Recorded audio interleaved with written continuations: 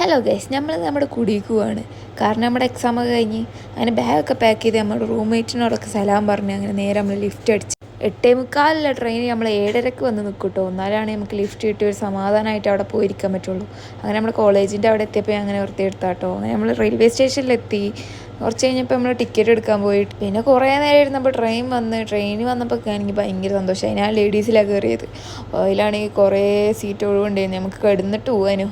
അങ്ങനെ കുറേ നേരം തിന്നും കഴിച്ചൂട്ടി. ഞാൻ കുറച്ച് കഴിഞ്ഞപ്പോഴത്തേനും രാവിലെ ഒന്ന് ഉറങ്ങി എണീറ്റപ്പോഴത്തേനും കേട്ടോ.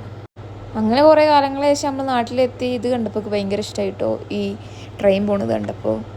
അങ്ങനെ കുറച്ച് കഴിഞ്ഞപ്പോൾ നമ്മൾ ഇറങ്ങിയത് നമ്മുടെ ഉപ്പച്ചി. ഞാനെപ്പോൾ നാട്ടിൽ കയറിയാണെന്ന് വെച്ചാലും എന്നെ വിളിക്കാൻ വരും എൻ്റെ അപ്പൻ തന്നെ കേട്ടോ, വേറെ ആരില്ല. അങ്ങനെ നമ്മൾ ഭാരതപ്പുഴയുടെ സൗന്ദര്യമൊക്കെ ഉണ്ട്. മഴ പെയ്തിട്ട് ഫുള്ള് വെള്ളമൊക്കെ നിറഞ്ഞേക്കണേ. ഞാൻ വീട്ടിൽ പോണതിൻ്റെ ഒരേ ഒരു ഇതാണ് എൻ്റെ പൊന്നു മോമോസ്. എനിക്ക് 1.5 മാസമായിട്ടുള്ളൂ കേട്ടോ.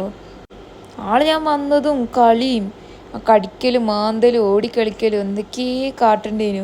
അവനക്കെന്തോ ഒരു പൊലിവ് വന്ന പോലെ. അങ്ങനെ നമ്മുടെ പൊരിഞ്ഞു വിത്ത് കുറേ കളിക്കണ ശേഷം 1.5 മാസമല്ലേ ആയിട്ടുള്ളൂ. അപ്പോൾ ക്ഷീണം വരികയാണ്. അങ്ങനെ അവൻ്റെ അമ്മ വന്ന് അവനക്ക് പാലും കൊടുത്ത് അവനങ്ങനെ. പിന്നെ പൊരിഞ്ഞത് കുറച്ച് കഴിഞ്ഞപ്പോഴത്തേനും നീച്ചിട്ടോ. അങ്ങനെ അവളുടെ അമ്മക്ക് എൻ്റെ അമ്മ കയ്യിലാക്കി ഫുഡ് കൊടുത്താലാട്ടോ അവൾ കഴിക്കുള്ളൂ നല്ലപോലെ. അല്ലെങ്കിൽ അവളെ കളിപ്പിക്കുക, അവളുടെ ഫോട്ടോ എടുക്കുക, അത് തന്നെയായിരുന്നു എൻ്റെ പരിപാടി. വേറെ പണിയൊന്നുമില്ലല്ലോ. പിന്നെ അവൾ എൻ്റെ കാലുമ്മ കിടന്നിട്ട് ഇങ്ങനെ ഉറങ്ങും.